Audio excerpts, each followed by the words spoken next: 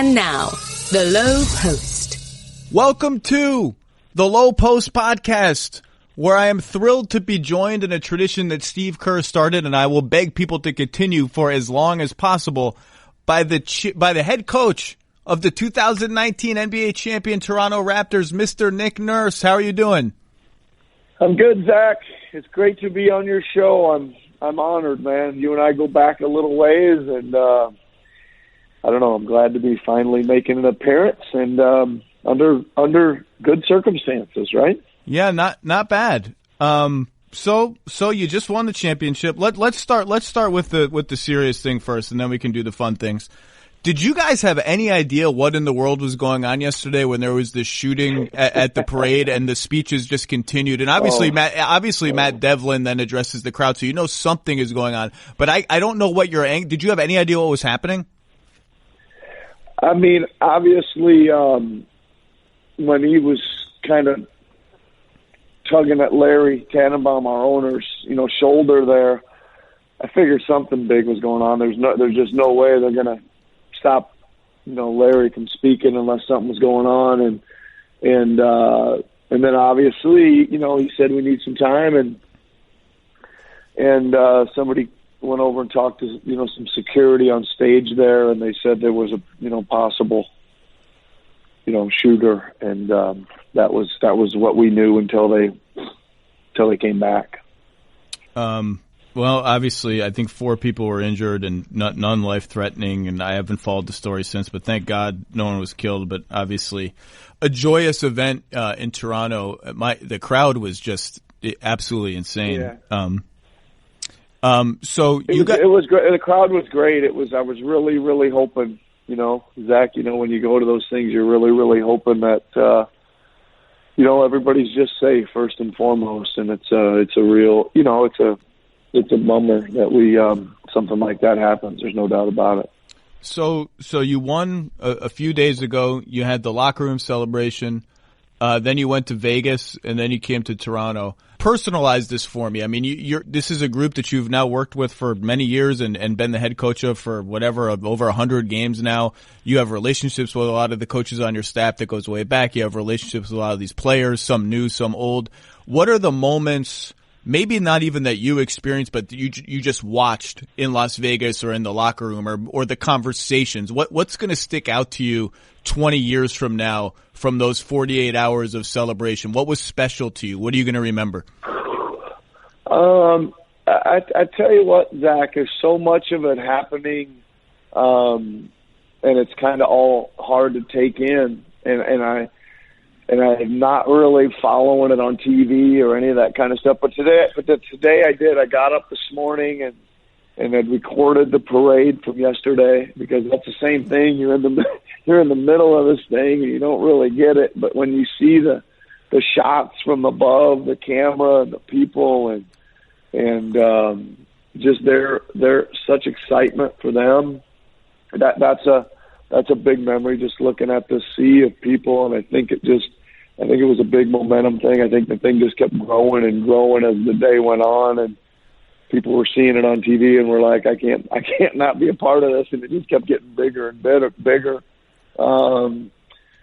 I don't know. Certainly remember it was a really funky ending to the end of the game 6. There was a review with 0.9 seconds left, and they had called a timeout, which they didn't have, and that kind of put a pause on the celebration of the buzzer sounding and running around the court or anything like that. But I don't know, lots of special moments with Nate, with Adrian, with Sergio, with Kyle, Kawhi, all the guys, man. Just pretty cool. Was there a person that you weren't able to hug right away that you wanted to go find? I don't know who of your family was there. I think your kids were running around somewhere. But was there someone you like, I got to find that person as soon as possible? Well, my wife was there. Roberta was there, and it took me a while to kind of get out of the initial, team and coaches and everything. And, obviously went straight over to Coach Kerr and congratulated him and Ron Adams, who I've known for a long time. Ron Adams and I both coached the same team in Belgium 20 years apart. Him in 1977 and me in 1997. Wow. So we've been friends for a long time. And then, then you get kind of swept up in some things. So I was trying to make my way back to my family. Yeah. I'll give you one. I'll spoon feed you one. I was talking to Nate Bjorkgren today, your assistant coach. And he said, one of my major Nick memories was we faced off in the G League finals, the D League finals then, I don't know, 5 years ago, whenever it was, when you were coaching Rio Grande Valley and he was coaching Santa Cruz, ironically the Warriors affiliate, and you won. And after the game, this is Nate's telling, maybe Nate is embellishing, I don't know. After the game, you guys are talking and you said to him, there's no reason we can't do this in the NBA. And then Nate said, when the buzzer sounded, I remembered that, and we talked about that conversation. Is that true? Yeah, that's true.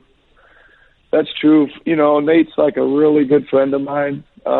Chris, we were literally side by side with the Iowa Energy, like 20 hours a day for 4 years, trying to figure out how to win that thing. And obviously we're coaching against each other, and it's been a weird thing for me. I've coached in championship games against some of my best friends. It's been a weird kind of track. So yeah, I was, obviously you want to go over there and say something nice to your friends. They're hurting after a loss, and I thought that'd be a really good thing to say, that let's go up another level. If I ever get a chance, I hope you're with me. And he remembered that conversation X years later when you actually win. That's kind of cool. Yep. So that's one of the things that's interesting, because normally in a championship season there are pivotal moments and moments of great stress and great tension. And you have this story that has been told ad nauseum now about all the different leagues you've coached in, all these minor leagues when you're driving the bus and doing this and doing that. And everybody wants it to be this, like, Nick Nurse is astonished that from those places he has risen to this place. And you have not cooperated in that story, because you are not astonished, and you are, I think, you are. Maybe I should be, Zach. I don't know, man. But I think it's kind of the story of your team, is like, you're legitimately just, like, when you say, I coached in these games and I drew up plays in the British League, and I managed egos and rosters and this and that, and it's kind of the same game. The players are just better, and there is, like, obviously there are moments of stress and tension, but people want you to be minor league all shucks coach in awe of what's happening, and you have not been like that. Like, you kind of are unruffled and unsurprised by all of this, right? I mean, you had faith in your own ability, and obviously the players you got. But none of this is, like, shocking to you on a level that I think surprises people. Yeah, I don't know. And I think Zach, that, when I kind of first came to the NBA and I'd talk to other coaches in the NBA and stuff, they would say a lot of things like, this isn't the D League anymore, or you can't do that stuff in the NBA. And I was scratching my head, and I was saying, this is exactly what we were doing. I'm like, what is, and I just kind of kept seeing the similarities of running a practice, running a film session, scouting for opponents, and having a desire to try to get your guys to play as good as they could together and as hard as they could. That's really covers a lot in the game of basketball. Listen, it was big. It was big when you look out and see whatever 500 media people or 700 media people watching practice. It wasn't like that in any of the leagues I coached in. But again, I thought I almost felt so secluded from all that stuff, because it's a pretty tight schedule, and when you're done with that, you're kind of back in your room watching film. And I don't know. I just tried to believe in myself, Zach, and have confidence, and I think that we had a great team, and they played their guts out, and that goes a long way in any league. A question that the people demand to know the answer to: What is as the subject of both now memes? What is Nick Nurse's favorite Nick Nurse meme? Is it Nick Nurse walking off the plane with the guitar over his shoulder like a rock star? Or is it the Nick Nurse open mouth, astonished at a bad call against Orlando clip that went viral? Which is the better, Nick, from you, which is better? So this should probably be which one do I, which one do I like better? Maybe you hate both, I don't know. I don't particularly like either one of them. Really? With you, but I'll take the open mouth one. I think the open mouth one makes people laugh more. So there you go. Why don't you like the guitar one? You look so cool. Yeah, I don't know. I wasn't like trying to go for that look or anything. I was just trying to get my guitar, my stress relieving guitar, to the hotel. Man, that's it. Speaking of musical instruments, I hope that I've heard this accurately, and my prompt is going to prompt you to tell the story that I'm thinking of. But I believe, having won the NBA championship, again, speaking of musical instruments, you have now vowed to return to San Francisco and purchase a high-end piano. Please tell the background of that story.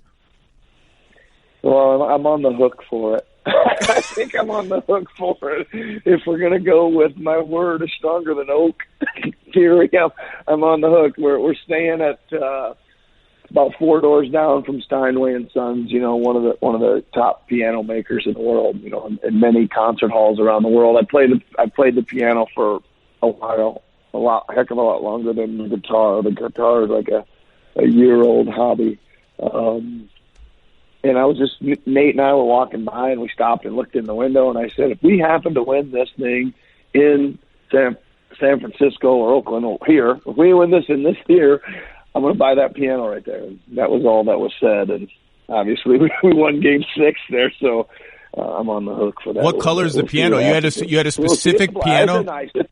It's a nice one. It's a grand piano. I mean, I'm going to have to probably get a bigger place to live to fit a piano of that nature in my home. So, but from what I heard, baby steps on this one, Zach.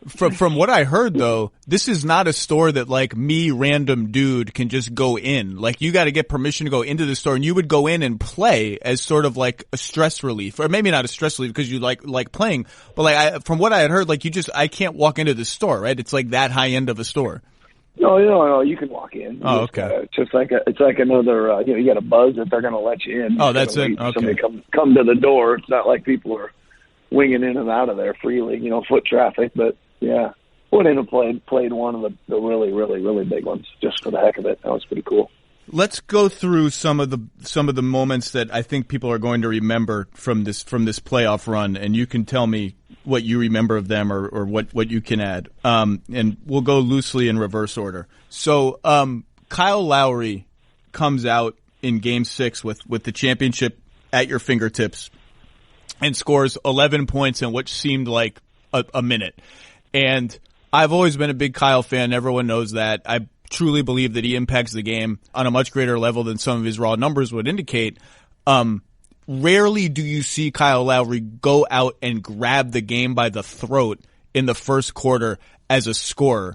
Was there a conversation you had with him that convinced you maybe that was coming? Did you see that coming? Could you just tell from looking at him, or did it surprise you? Because that, as great as Kyle is, that's just not a thing that happens very often. And for it to happen in a moment like that, I think is really unique and special. I wouldn't say, hey, there's any conversation, that you're going to come out and say, you're going to talk about being aggressive a little bit. And we had, I don't know when it was, Game 4 or something we talked about. I get the games mixed up a little, Zach, but it's hard. The playoffs are really long. One in Oakland. I think you probably heard this story too. Somebody had written "Let It Rip" on our dry erase board, and I didn't know at the time who wrote it. And I was getting ready to do my last little bit of film and talk, and I said, "Kyle, did you write that on there?" And he goes, "No," but he said, "That's the way I feel." And so I thought that was a good sign that he was ready to let it rip a little bit. And I wrote it on there again going into Game 6. It's actually Adrian Griffin who wrote it on there. I didn't think it was his handwriting, but it was Adrian Griffin, assistant coach, who wrote it on there the first time. And I wrote it on there again in Game 6 before we took the floor. I don't know, I thought looking at him as I was doing the morning prep and stuff that he just looked really, really, really ready, determined, and thinking he was ready to win, at Game 6. And that's all I can say, really. No, I saw him between games 5 and 6 at practice. I guess it must have been at Oracle, I guess. And we just exchanged, 45 seconds of pleasantries. And I don't know what we were even talking about, but I said, hey man, good luck. It's a long way to go. Like, and I was just, this is just sort of what you say to people who are ahead in series. Hey man, long way to go. You're just, you never know with these guys. It's the Warriors and blah, blah. And he just kind of looked at me like, it's not that long to go really. And I thought, wow, they're ready. They're ready to win this. They're confident and the group was confident the whole time. Okay. Other moment, next moment. Game 5 in Toronto. Again, that now you have a chance to clinch at home. The city is ready for you to clinch at home. Kevin Durant plays. And the theatrics of this game, I don't think I will ever attend a more theatrical NBA game than that in the very sort of just basic sense of what theatrical means. He's dribbling on the right wing. He collapses. The entire arena just gasps. The game is going on. I don't even know what's happened in the game. I'm just fixated on Kevin. I think you guys score on a breakaway. Then the game stops because he's injured. And I think you told the media afterwards that one of your players had told you something or other about how this is not just a calf thing. This looks bad. So what do you remember from that huddle, and how do you sort of get your team to just be like, okay, this thing happened. Let's regroup and go out and play a normal game. I don't know who talked. Maybe you talked, a player talked. Like, what do you remember? That is a weird huddle and a weird moment. Yeah, I think, Zach, it was kind of two moments, really. I think there was like a moment of they called us all over, and that was kind of going on about this isn't good, and there was some, shocked looks or shocked look on a player's face. Just a guy on the floor goes down like that, something without any, the way it happened, it was something serious because he was on his own and he just went down. And I think, much like in an NFL game when somebody goes down and everybody's just like shook up, our guys were shook up. Then I think there was a timeout. So I think there was a moment where we were over and then there was a timeout. So then we were kind of, shortly after gathered again. And there was a couple guys saying, let's go, snap out of it and we got to play. We got to play, I just kept hearing some guys saying, let's go. We got to focus and play. And they were kind of just managing on their own, to be honest. Then a game happens, and it's an absolutely classic game where you're up 6 with about 3 minutes to go. You call a timeout, which we will talk about, which was the subject of much discussion. And then they come out and go, Clay 3, Steph 3, Clay 3. Oh my God, they're going to win. And you go from, people wanted to make this shouldn't say that. I don't know that many people. It felt like you guys were so close, but really you looked at the clock and was like, yeah, they weren't that close. There's a lot of time. But still, you are at home. You are up 6. If you play those 3 minutes pretty well, you're going to win the championship. There must be some part of you that even with 3 minutes to go, even though you want to push it down into the recesses of your soul, feels, oh my God, it's here. So A, did you feel that? Did you allow yourself to feel that a little bit? And B, after you lose and go in the locker room, what do you say to the team? Or do you sense it's just a normal loss, they're fine, we're ready? Little bit of all that stuff you said, Zach. I think there was a little bit of a moment where you're thinking, man, we're really close here. We gotta finish the game. But I think I followed that thought up immediately with, you better coach your butt off in these last 3 minutes if you want to finish the game.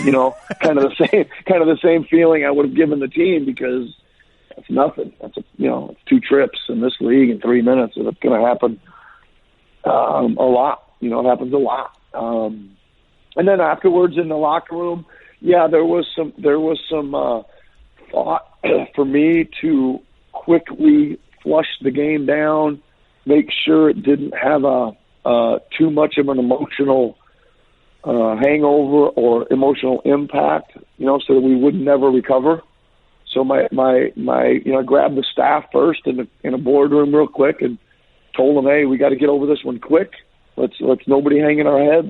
Let's walk out of this thing with some bounce and go in the locker room. Let's be positive and let's get ready to keep fighting. We knew it was going to be a long series, and it continues. We're up 3-2. Let's stay positive, and that was kind of the message I gave the team. And did you feel that the players were, when you walk into the room and you see the players, do you see a group that's also flushed it? Do you see a group that's ready, or do you see a group where maybe a couple guys are looking a little antsy or a little worried, or what do you see? I see a group that's okay, Zach. I don't think they'd flushed it, but I didn't see worry either. And then when I saw them the next morning, I knew we got on the plane the next day, and I knew they'd already flushed it. And I was like, okay, we're good. How'd you know that? Just the way they're acting? Yeah, just body language, talk. You could see the courage or fight, ready to keep going in everything they were saying and moving, and it wasn't any phony about it. You know what I mean? Kawhi's shot in Game 7. I rewatched it just now to remind myself. Okay, what did it look like? Where is Nick? What is Nick's reaction?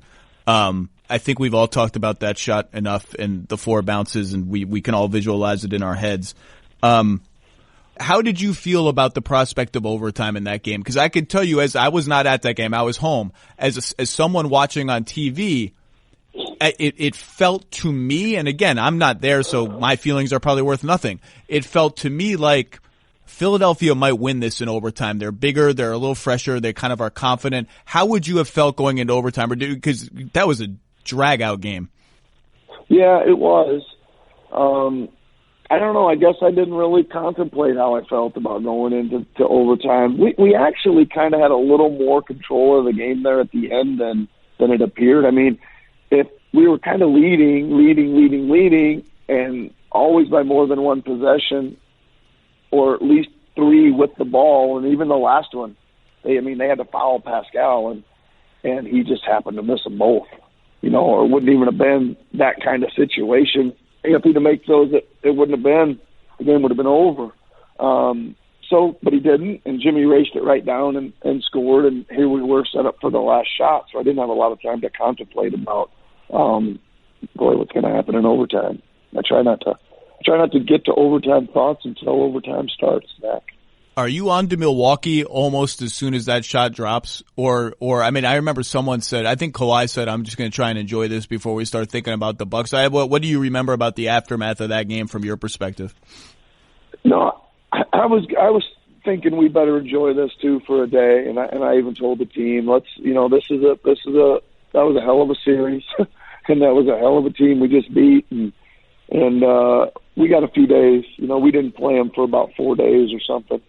And I said, you can spend tonight and part of tomorrow, and then we'll get back here and get ready to get to work on Tuesday or whatever it was. Well, that's something that you did throughout the season. I remember talking to you at the beginning of the season when we were all up there. ESPN had a big Raptors thing in December, and you were telling me, like, I'm trying to it's a long season. Like, and the story has since come out that you wrote, AMJ on the whiteboard, April, May, June. But that was a conscious effort on your part to say, like, I'm not going to overdo it with film. I'm not going to overdo it with practice. Like, I gotta, no matter how much my instinct is to coach, like, sometimes you just gotta let it breathe a little bit, right?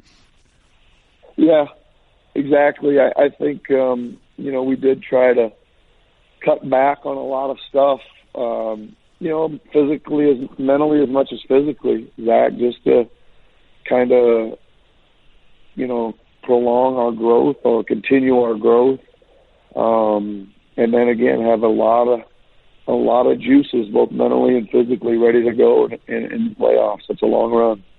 Have you watched the shot like 20 times like the rest of us, or have you even watched it once more than one time on video? Yeah, I've seen it. I've only seen it probably really good like once or twice. I see it going on a lot around the city a lot, but I don't it's not like I'm watching it exactly.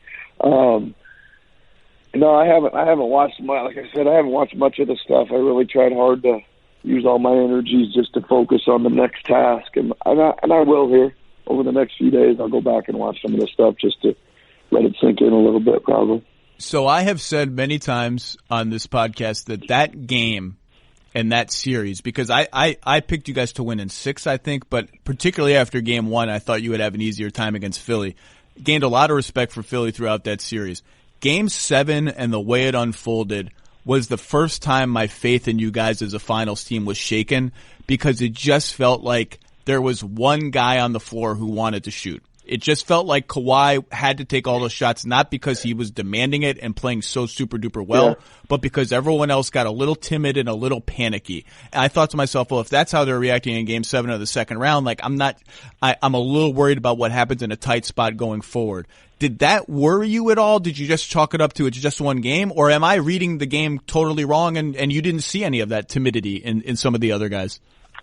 No, you're reading it right. And Zach, there was a lot of moments, even like in the Orlando series, where our defense was unbelievable against Orlando, and we didn't shoot the ball with a darn. You know, we were winning some of those games shooting 38%, and I was like, geez, when our offense ever gets to playing like it's capable of playing, we're going to actually be pretty good here.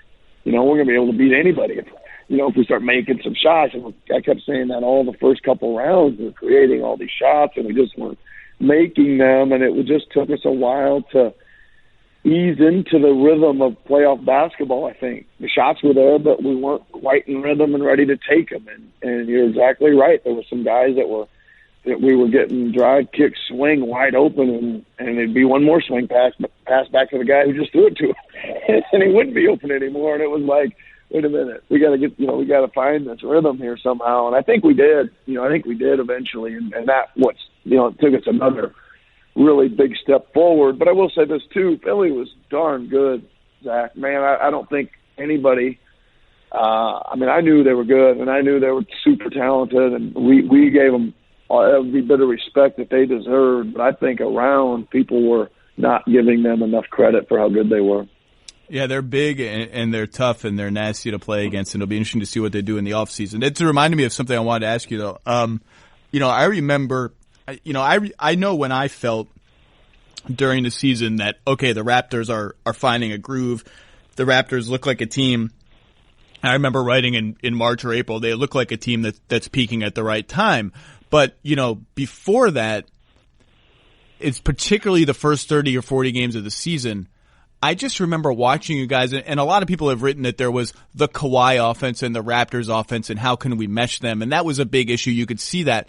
But on a more basic level, for the first 30 or 40 games, I just watched a Kyle Lowry that was so unwilling to shoot that I almost didn't recognize that player. And now you can tell me, well, he wants to facilitate for his teammates, and he did a great job sort of getting Serge going as a scorer, and he wanted to defer to Kawhi, and he's smart about feeling out, this is a totally new environment with Kawhi Leonard here. How am I going to operate? How does everyone need their touches? You can tell me all of that. And there were still some games, a lot of games, where I would watch him and be like, man, something isn't right here. I even joked in a column once that I wondered if he was, and it was almost not even a joke. I almost wondered, like, is this like a temper tantrum about the DeRozan trade? Like, is he upset about it and this is how he's playing? Is that something you were in on, like, or am I exaggerating it, or did his early season play raise eyebrows for you too? No, I think you're on to something. I would give you my twist on it is this. I think you and I, maybe after a few games, were like, we'd win, and I'd say we're not playing very well, and we're winning a lot of games. I don't remember what we went out. We went out with a really good record to start the year. Yeah. Like really good. Right. So, but I remember talking to you and even to Tim Bontemps, and I was like, we're not playing that well. There's a rhythm we're not finding quite yet. I was super happy that Serge seemed to settle into a 5 position. I was super happy that Siakam was emerging. Those were positive.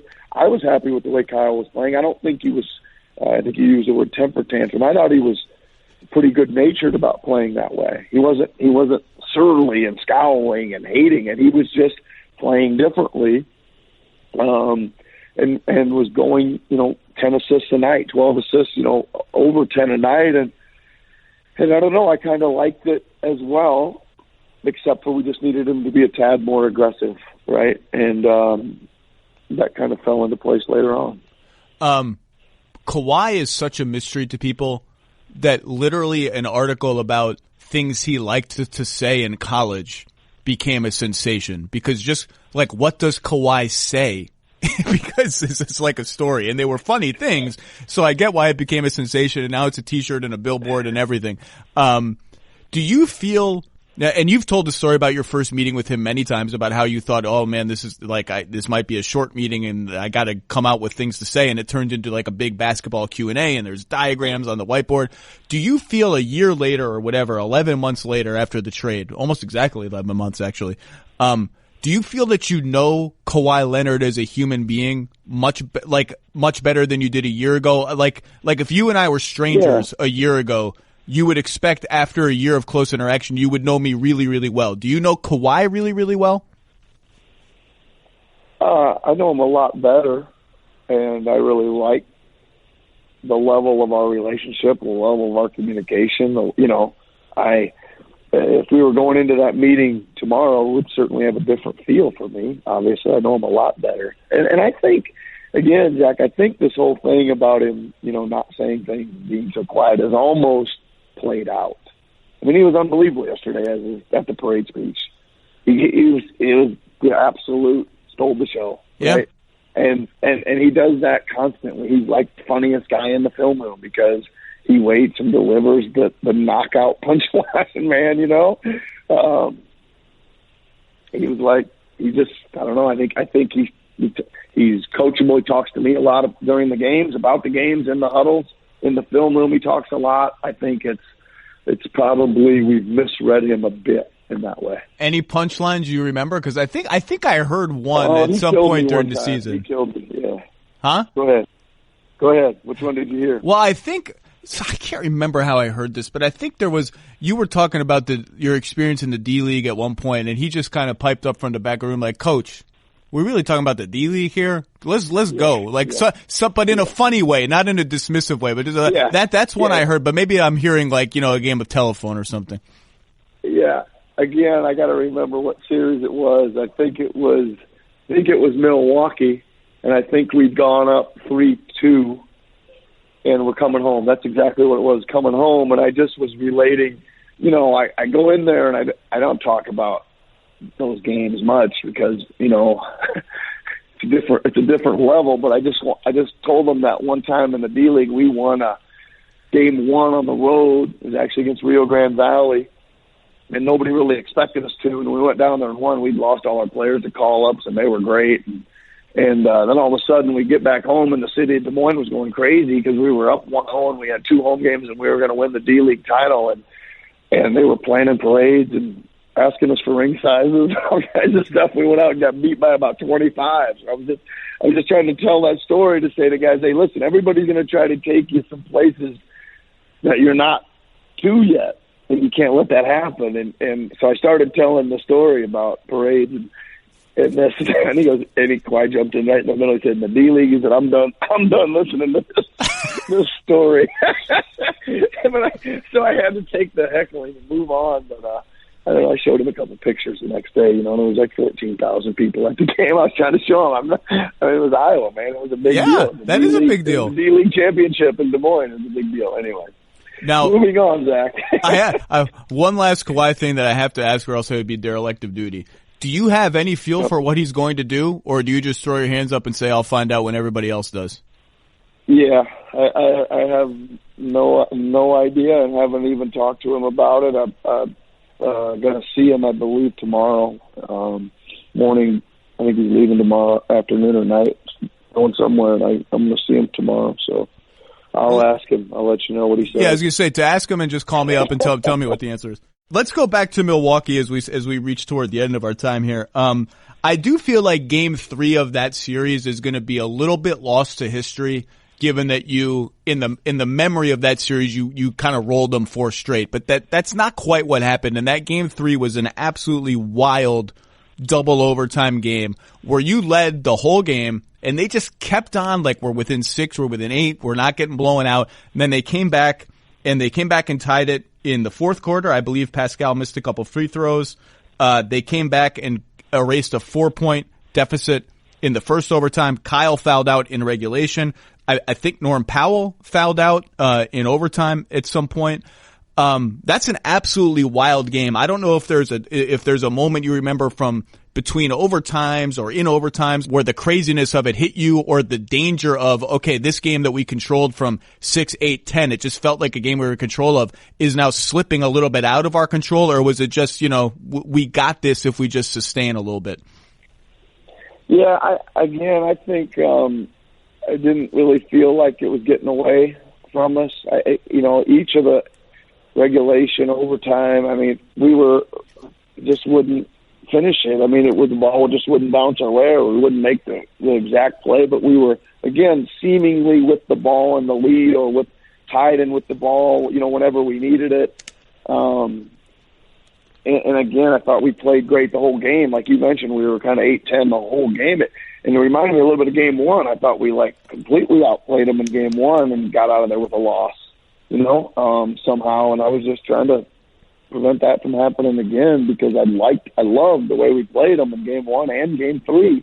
And game two was another story. They clobbered us in game two. But even in game two, you came out. I believe you won the last 3 quarters of that game. And some teams take solace in that, and some teams don't. It sounds like you didn't. It sounds like we just got rolled. Well, it was okay. We did play a pretty decent second half, Zach. But I always say that's one of the easiest things in the NBA to do when you're down 20 and cut it to 6 or 8. That happens quite a bit. It's not. I don't take much solace in that, But again, I think in games 1 and 3 we played well enough to win, and we only had 1 win out of the 2 games to show for it. But I still thought we controlled 3 pretty good. You're right though. One or 2 bounces the other way, and that series could have been over. When did you know that Kawhi had double dribbled on his steal and coast to coast layup? I think that put you guys up 3 or 4 in the second overtime of that game, because I didn't know. I'm not on Twitter during games because I'm too dumb to focus on 2 things at once. I just need to focus on the game. So I didn't know until I checked my phone and got a text message from a few text messages saying, I can't believe they missed that double dribble. What the heck, double dribble? When did you know it was a double dribble? Or are you going down with the ship that it wasn't a double dribble? I just now you told me it was a double dribble. No way. That's the first I know of it, Zach. Are you serious? I don't even remember the play you're talking about. But 3 minutes and 20 seconds left in double overtime. He steals they posted somebody, and he was guarding the guy 1 pass away, and he either reached in and stole the ball, or and then he recovered it and he dribbled and it was ended in a lefty dunk. And Brogdon, who was trailing him, was the only guy on the floor who realized that it was a double dribble, or he picked it up just for a split second. And so this is news to you. I know. I remember the lefty dunk. That was awesome. I'll have to go back and check that out now that you brought it. He probably got fouled along the way anyway. He usually gets hit by somebody when he travels or double dribbles. So I hope I watched it again. I need to go back and read the last 2-minute report. Maybe it somehow wasn't a double dribble, but it seemed like a damn clear double dribble. A damn clear double dribble to me. I don't know. That's great that you didn't know. Marc Gasol, one of my favorite players in the last 10 or 15 years of the NBA, is now a champion. That makes me happy. The Serge Ibaka, Marc Gasol thing on a different team in a different place in a different world becomes an issue. Who starts? We flip-flop starters. Who's going to win the role? Is anybody going to win the role? Why did that not become a thing for your team? Well, I tried to slow play it a little bit, Zach. I didn't, I let Mark start a little bit when he came, and then I let Serge have about 3 or 4. I don't know. I just think that they were both at the stages of their career where they were mature enough to realize the situation, and they both accepted it and were happy. Obviously Mark ended up being the starter, but there was times when Serge would play 15 straight minutes to close a game. Yeah. So if he, so it just kind of was like that. And I that was a very mature, professional, selfless thing that they both did. I forgot to ask you one Milwaukee question.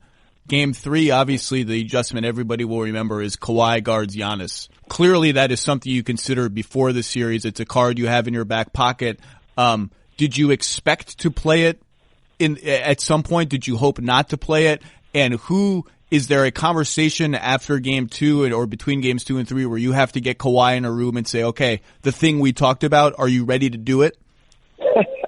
No, it wasn't that. It turned into more of a thing probably than it did beforehand. I mean, obviously we had a lot of matchup scenarios, a lot. You know, that team's got a lot of moving pieces, and so do we. So there was a lot of them. That was one. And no, it was just in the prep leading up to game 3. You know, it was a quick walk up to him and said, hey, we're going to start you on Giannis tomorrow, see what it looks like. And he was like, okay.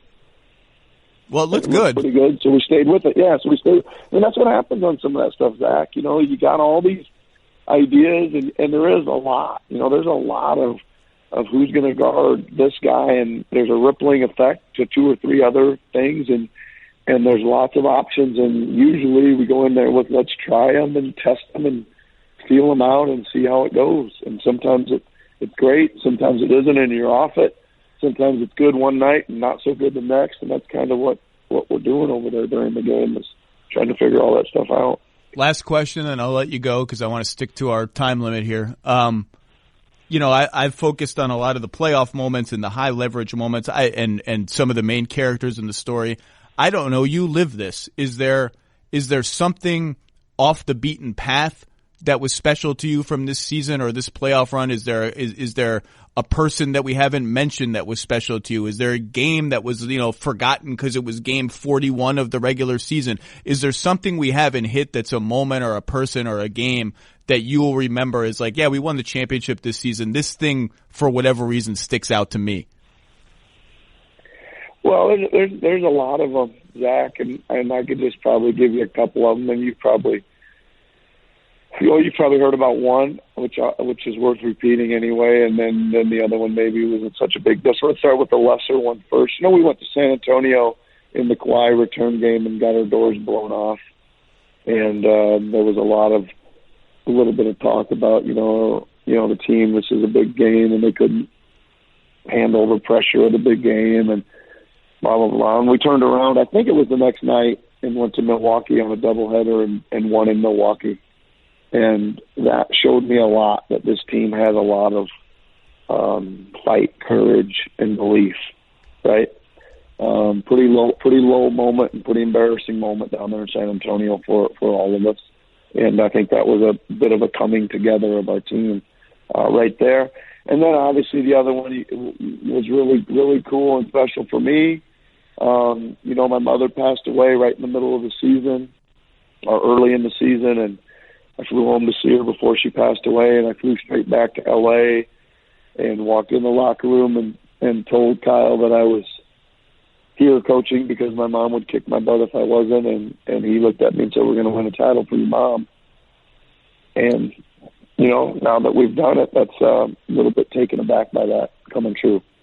Yeah, that's a hell of a prognostication and a cool moment that you get to take with you forever, and Kyle does too. And I'm sure your mom is watching somewhere and knows that you're a champion. And I got to tell you, man, it's still wild to me. I've been going to Toronto all these years because my in-laws are there, and I've seen the rises, the falls, and you know, the Bon Jovi banner that comes down because it's a little embarrassing, and this and that, and the purple dinosaur uniform still float around. And I said to my wife last night, I was like, we're sitting there on the balcony having a glass of wine real late at night, and I said, I still kind of can't believe the Toronto Raptors are the NBA champions, but the Toronto Raptors are the NBA champions. Congrats on a great season. I will see you soon, and I guess we'll see how the offseason goes. But again, congrats, and thanks for making a little time for us. Thanks a lot, Zach. Really, really an honor to be on your show, and appreciate all the years we've known each other. Thank you.